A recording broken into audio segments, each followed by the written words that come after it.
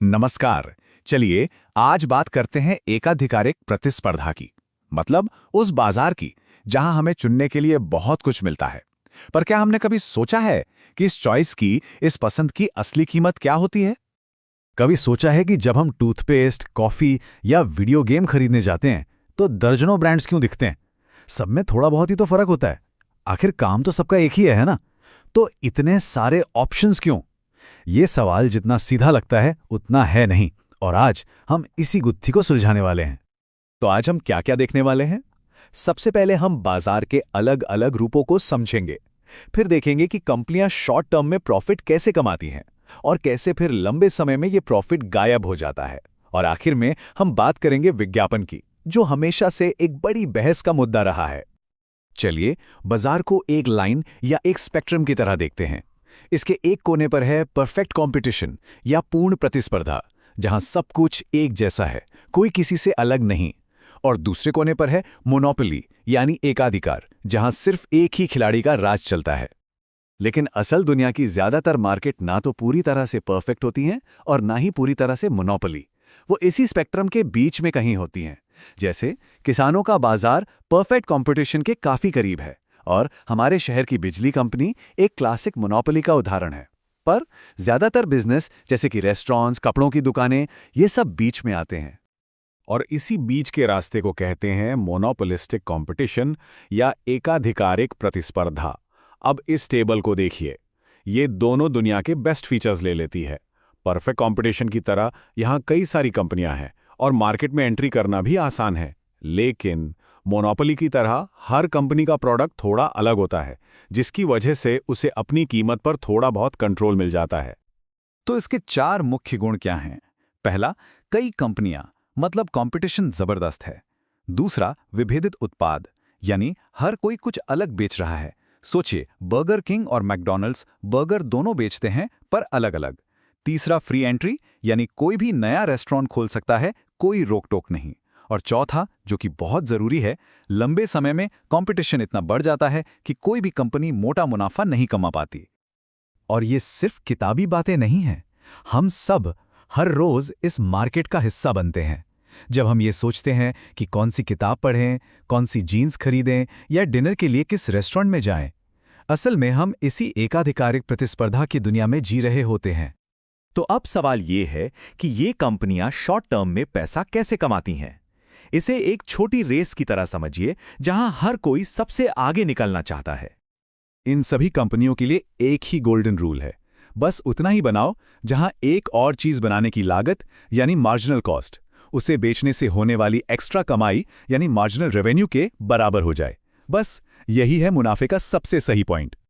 और हां, प्रॉफिट तभी होगा जब किसी चीज को बेचने की कीमत उसे बनाने की एवरेज टोटल कॉस्ट से ज्यादा हो। मान लीजिए एक कप कॉफी बनाने में औसतन 50 रुपए लगते हैं और वो 100 रुपए में बिक रही है, तो ये जो 50 रुपए का फायदा है, यही है शॉर्ट रन प्रॉफिट। लेकिन कहानी में एक ट्विस्ट है। ये जो प्रॉफिट है ना, ये एक चुंबक की तरह काम करता है।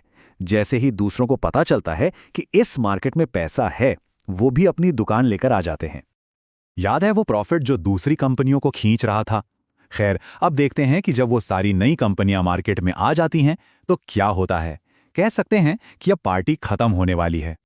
देखिए, जैसे ही नई कंपनियां आती हैं, पुरानी कंपनियों के ग्राहक बढ़ जाते हैं, उनकी डिमांड कम हो जाती है।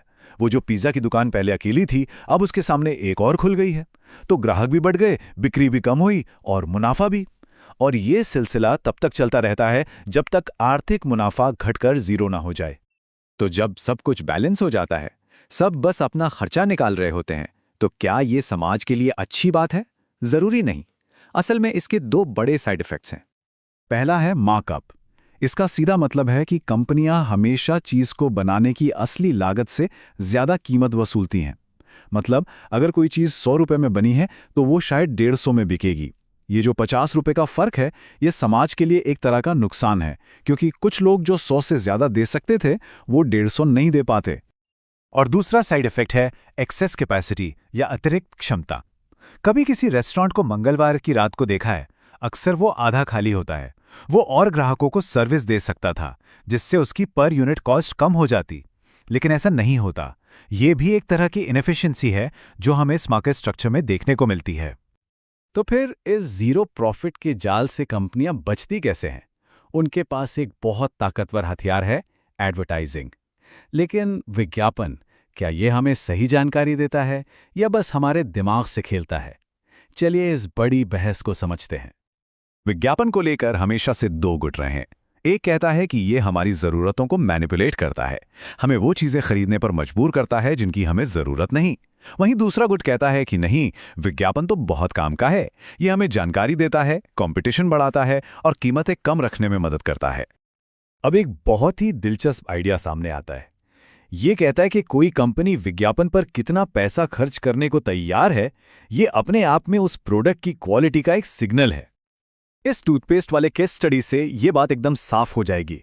सोचिए, दो कंपनियां हैं, कोलगेट जिसका टेस्ट खराब है और क्रेस्ट जिसका टेस्ट अच्छा है। दोनों ऐड पर $8 मिलियन खर्च करने का सोच रही हैं। अब कोलगेट को पता है कि लोग उसका टूथपेस्ट एक बार खरीद कर दोबारा नहीं खरीदेंगे, तो उनके लिए ये ऐड घाटे का सौदा है, वो ऐड नहीं करेंगे। वहीं क्रेस्ट को अपने प्रोडक्ट पर पूरा भरोसा है, उन्हें पता है कि ग्राहक बार बार आएंगे, तो उनके लिए ये 8 मिलियन का इन्वेस्टमेंट 22 मिलियन का मुनाफा लाएगा। तो यहां सिग्नल क्या है? सिर्फ अच्छी क्वालिटी वाला प्रोडक्ट बनाने वाली कंपनी ही महंगा विज्ञापन अफोर्ड कर सकती है। तो हमने इस पूरी चर्चा से क्या सीखा? पहली बात ये कि एकाधिकारिक प्रतिस्पर्धा, वैरायटी और ब्रांडिंग का बाजार है। दूसरी, लंबे समय में यहां कोई आर्थिक मुनाफा नहीं होता। तीसरी, ये थोड़ा इनएफिशिएंट है, कंपनियां अपनी पूरी क्षमता से काम नहीं करती और कीमतें भी लागत से ज्यादा होती हैं। और आखिरी बात, विज्ञापन और ब्रांड नेम इस खेल के सबसे जरूरी खिलाड़ी हैं, जो क्वालिटी के सिग्नल का भी काम करते हैं। तो चलिए आपको एक आखिरी सवाल के साथ छोड़ते हैं। सोचिए, एक ऐड आता है, उसमें लिब्रॉन जेम्स हैं, एक नाइकी का लोगो है और बस कुछ नहीं। क्या इस ऐड से हमें कोई काम की जानकारी मिली या फिर ये समाज के रिसोर्सेज की बस एक बर्बादी थी? इस पर जरूर सोचिएगा।